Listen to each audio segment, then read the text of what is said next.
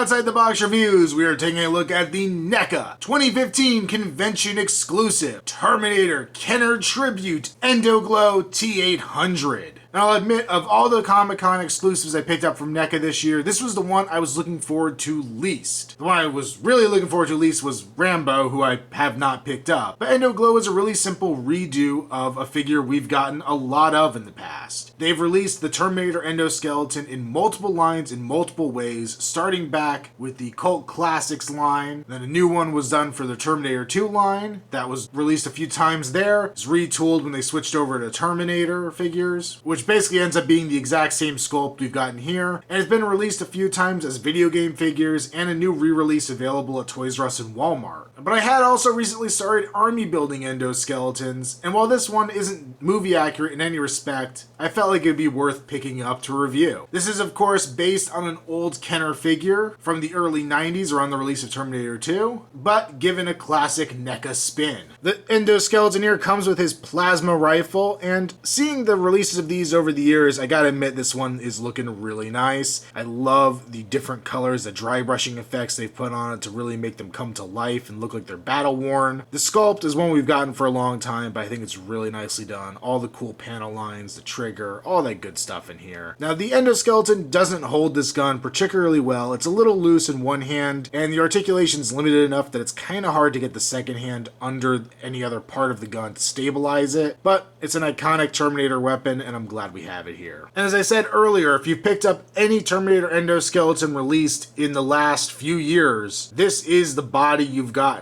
The main difference here is the head, chest, and upper legs are made out of a glow-in-the-dark plastic. So it gives it a slightly off look, but NECA has colored it enough that it really doesn't stand out too terribly much. This will probably fade into the background with your other T-800 endoskeletons, and it won't be until taking a closer look that you realize that he has a different plastic going on here. The head, you can see, it's only certain areas. The lower jaw is not glow-in-the-dark. Even the little inside panel here appears to not be glow-in-the-dark. His eyes definitely aren't as well, but I think it gives him a really cool look. I love all the mechanical design here. I love the teeth. I think this sculpt is really fantastic, so I don't mind getting it over and over. It does have all the hoses and wires coming off the head, which look great. Come down to the back here, we have a very nice silver plastic. Has some blacks kind of dry brushed in there, oversprayed in there to give it a really worn and dirty look. Got these little flaps here on the back that I still don't understand the purpose of, but they're here. Terminator spinal column down there. Come around to the front, we see the shoulders have the big mechanical mechanisms in here with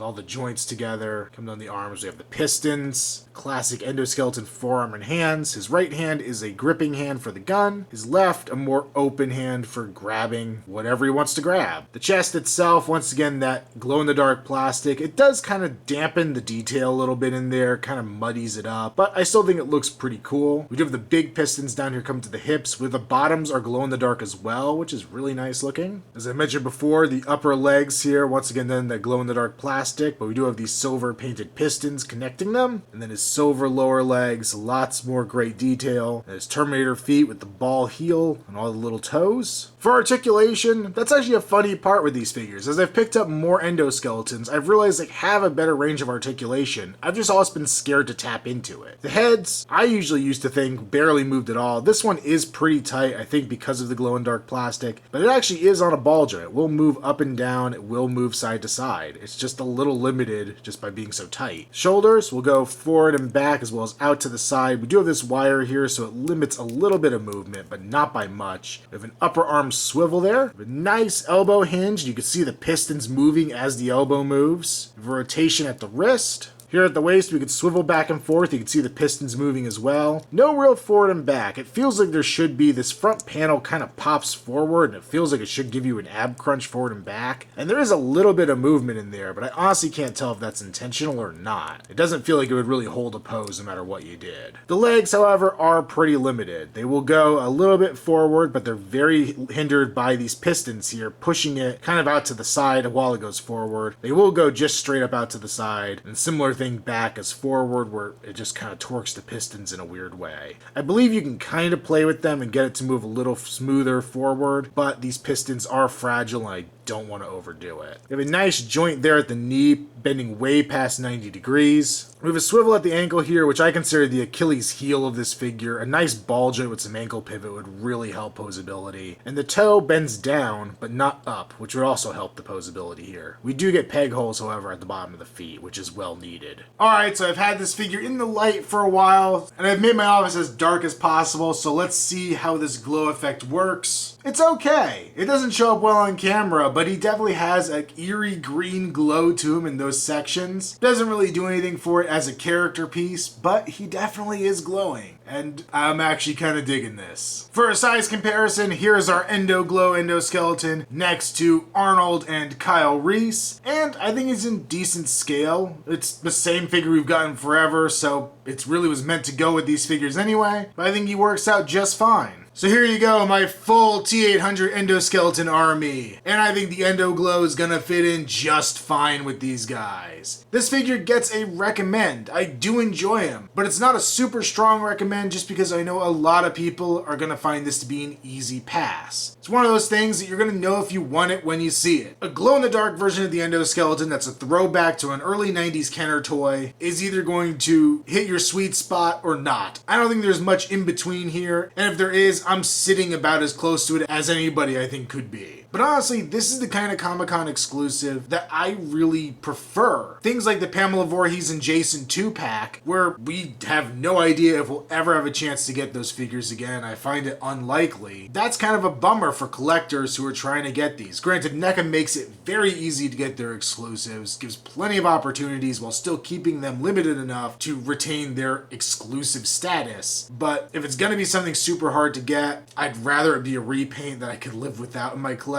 than a brand new sculpt. So solid recommend for the Endoglow. Make sure you follow me on Instagram, username Outside the Box Reviews. Also check me out on Facebook, link below. And until next time, this has been their Outside the Box Reviews. There's plenty more NECA convention exclusive figure reviews to come.